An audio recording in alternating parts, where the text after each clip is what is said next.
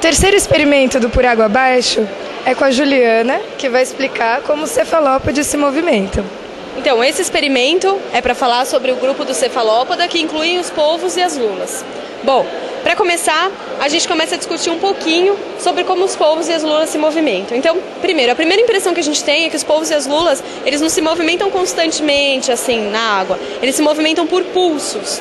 E esses pulsos, eles só conseguem ser feitos tanto pela lula quanto pelo polvo, porque os dois possuem um compartimento onde a água é armazenada e a partir disso eles conseguem produzir um jato da água. Porque se fosse apenas pelo movimento dos tentáculos, eles não conseguiriam produzir esse impulso. É só a gente pensar, se nós estivéssemos numa piscina com os braços abertos e a gente fechasse os braços, que é o que eles fazem com os tentáculos, a gente não iria para trás, na verdade a gente não sairia do lugar. E as lulas e os polvos, eles fazem isso, eles estão com os tentáculos abertos, eles fecham e vão para trás. Isso só é possível porque eles conseguem produzir um jato da água. Bom, como é que esse jato da água vai ser produzido? Ele vai ser produzido a partir desse compartimento que eu falei para vocês, que tem o nome de sifão.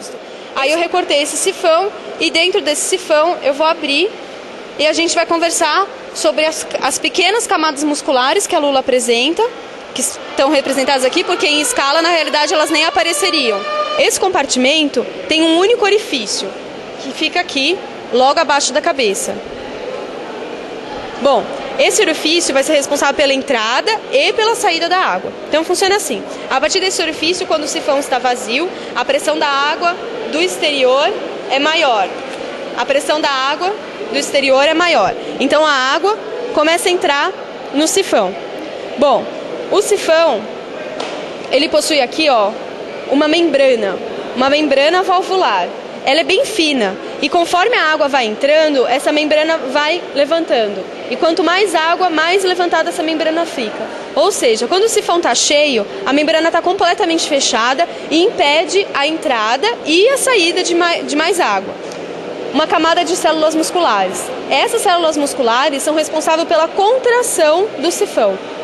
O que acontece? Quando o sifão contrai, o que acontece com a água? A água vai produzir uma força suficiente para abaixar essa membrana e sair pelo orifício onde ela entrou. Bom, aí é formado o jato da água. Então a água entrou, criou uma pressão maior que a do exterior, o sifão contraiu e o jato da água foi formado. A hora que o jato da água sai, a lula vai para o sentido oposto. Por que a lula vai para o sentido oposto? Pelo princípio da ação e da reação.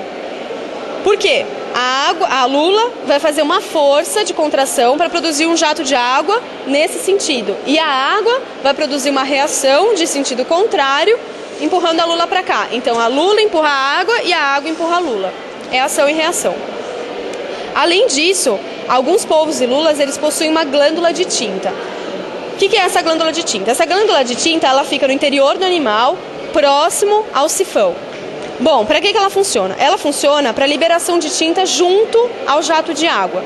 Para que serve essa liberação de tinta? Essa liberação de tinta serve para a defesa do animal, contra predadores ou contra qualquer outra situação que deixe o animal estressado ou assustado. Bom, esse jato de tinta ele não é tóxico, como muitas pessoas acreditam, ele é apenas um jato de tinta. E esse jato de tinta forma uma nuvem na água ao redor, dando a possibilidade da lula ou do polvo fugir desse predador. Aqui eu tenho alguns exemplares de lulas. É possível ver no polvo a entrada do sifão, provando que as lulas e os polvos se movimentam da mesma forma.